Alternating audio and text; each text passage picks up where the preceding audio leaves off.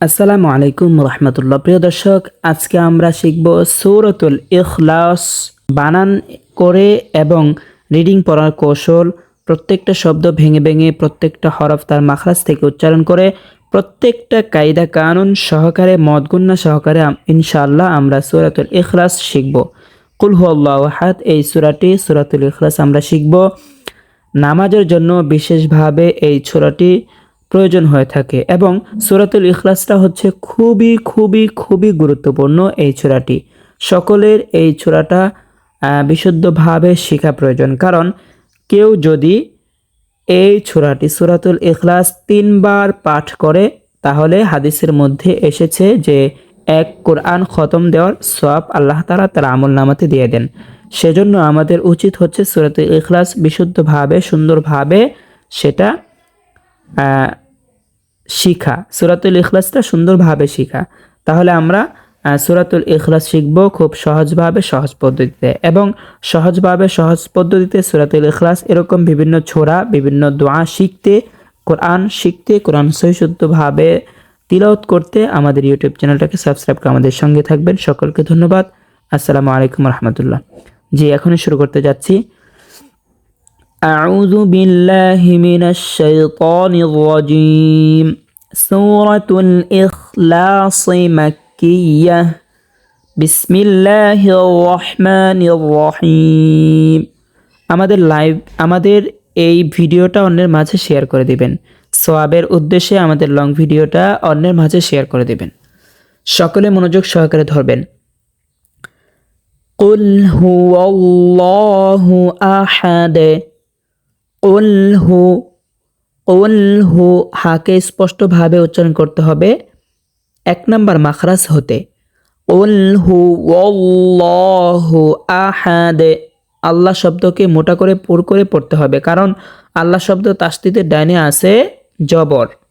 আল্লাহ শব্দ তাসদীদের ডাইনে যদি জবর অথবা পেশ থাকে তাহলে সেই আল্লাহ শব্দ তাসদীদকে মোটা করিয়া পুর করিয়া পড়তে হয়। আর যদি আল্লাহ শব্দ তাসদীদের ডাইনে জের থাকে তাহলে সেই আল্লাহ শব্দ তাসদীদকে পাতলা করিয়া বারিক করিয়া পড়তে হয়। প্রিয় দর্শক, তাহলে আমরা দেখতে পাচ্ছি এখানে স্পষ্টভাবে আল্লাহ শব্দ তাসদীদের ডাইনে জবর আছে, তো এখানে আল্লাহ শব্দ তাসদীদকে মোটা করিয়া পড়ব এবং আল্লাহ শব্দ তাসদীদের লামের উপরে দেখতে পাচ্ছি যে খারা জবর, এখানে একালিফ পরিমাণ টানিয়া পড়ব। খারা জবর খারাজের উল্টা পেশ হইলে একালিফ পরিমাণ টানিয়া পড়িতে হয়। আমরা এখানে দেখতে পাচ্ছি লামের উপর খারা জবর হয়েছে, এখানে একালিফ পরিমাণ টানিয়া পড়ব এবং এখানে কিন্তু একটা কলকলা হবে, যেমন আহাদে ওয়াকফ হওয়ার কারণে দালটা সাকিন হয়ে যাবে, এখানে দালকে কলকলা করিয়া পড়তে হবে, যেমন কুল হুয়াল্লাহু আহাদে, কুল হুয়াল্লাহু আহাদে। ঠিক আছে, আল্লাহুস সামাদ, আল্লাহ মোটা করিয়া পুর করিয়া পড়তে হবে, আল্লাহ শব্দ তাসদীদ ডাইনে জবর আছে এবং একালিফ পরিমাণ টানিয়া পড়তে হবে, যেমন আল্লাহ একালিফ পরিমাণ টান করতে হবে। আল্লাহুস সামাদ, সদকে মোটা করিয়া পড়তে হবে, কারণ হচ্ছে সদটা মোটা হরফ। অনেকেই কিন্তু এখানে পড়ে থাকেন সামাদ, সামাদ পড়লে শুদ্ধ হবে না। আল্লাহুস সামাদ। প্রিয় দর্শক, যারা আমাদের এই ভিডিওটা দেখতেছেন এখন আমার সাথে মনোযোগ সহকারে পড়েন, আমার সাথে সাথে পড়বেন।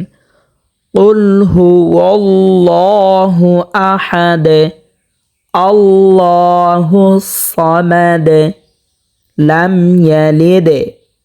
লাম এখানে গুণনা করা যাবে না, মিমে সাকিনের বামে বা মিম আসলে বা অথবা মিম আসলে সেই মিম সাকিনকে গুণনা করা লাগে। আর যদি মিমে সাকিনের বামে বা মিম ছাড়া অন্য কোনো হরফ আসে তাহলে সেখানে গুণনা করা যায় না, গুণনা ছাড়া পড়তে হয়, তাহলে গুণনা করা যাবে না। যেমন লাম ইয়ালিদ, এখানে কলকলা করতে হবে, লাম ইয়ালিদ। ওয়া লাম ইউলাদ, এখানেও কলকলা করতে হবে।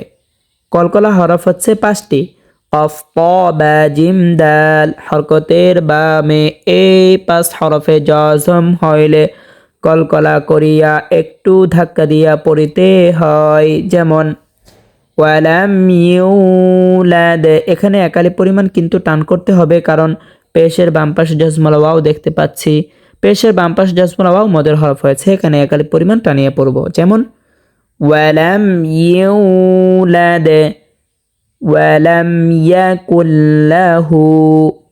ওয়ালাম এখানে গুণনা করা যাবে না, কারণ মিম সাকিনা বামে বা অথবা মিম কোনোটা হরফই আসে না, ইয়া আসছে, এখানে গুণনা ছাড়া পড়তে হবে। ওয়ালাম ইয়াকুল লাহু, ইয়াকুল লাহু, ওয়ালাম ইয়াকুল লাহু কুফুয়ান আহাদ, ওয়ালাম ইয়াকুল লাহু কুফুয়ান, কুফুয়ান এখানে স্পষ্ট করে পড়তে হবে, ইজহার হয়েছে। প্রিয় দর্শক, তাহলে আমরা এখন জানবো ইজহার কাকে বলে, ইজহারের পূর্ণ আলোচনা, ইজহার বিস্তারিত। ইজহার অর্থ হচ্ছে গুণনা ছাড়া স্পষ্ট করিয়া পড়া। ইজহারের হরফ হচ্ছে 6টি, হামজা, হা, আইন, হা, গইন, খ। সংজ্ঞা হচ্ছে নুনে সাকিন অথবা তানবিনের বামে ইজহারের 6 হরফের যে কোনো হরফ আসিলে ওই নুনে সাকিন অথবা তানবিনকে গুণনা ছাড়া স্পষ্ট করিয়া পড়িতে হয়। প্রিয় দর্শক, তাহলে আমরা এখানে দেখতে পাচ্ছি 2 জবর তানবিনের বামে ইজহারের 6 হরফ থেকে একটি হরফ হামজা আসছে, তো এখানে গুণনা ছাড়া পড়তে হবে, হ্যাঁ, স্পষ্টভাবে। যেমন কুফুয়ান আহাদ, ওয়ালাম ইয়াকুল লাহু কুফুয়ান আহাদ। প্রিয় দর্শক, আমি এখন সূরাতুল ইখলাস শুরু থেকে শেষ পর্যন্ত একাধারে রিডিং পড়ব। আপনারা সকলেই আমার সাথে সাথে মনোযোগ সহকারে ধরবেন এবং আমার সাথে সাথে পড়বেন। সূরাতুল ইখলাস মাক্কিয়াহ, বিসমিল্লাহির রহমানির রহিম।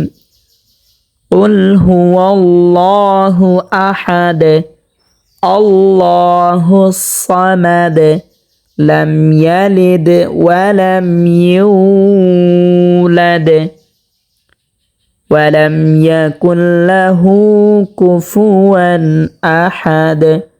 আমি এই সূরাটা আবারও শুরু থেকে শেষ পর্যন্ত পড়ব, আপনারা সকলেই আমার সাথে সাথে পড়বেন। বিসমিল্লাহির রহমানির রহিম।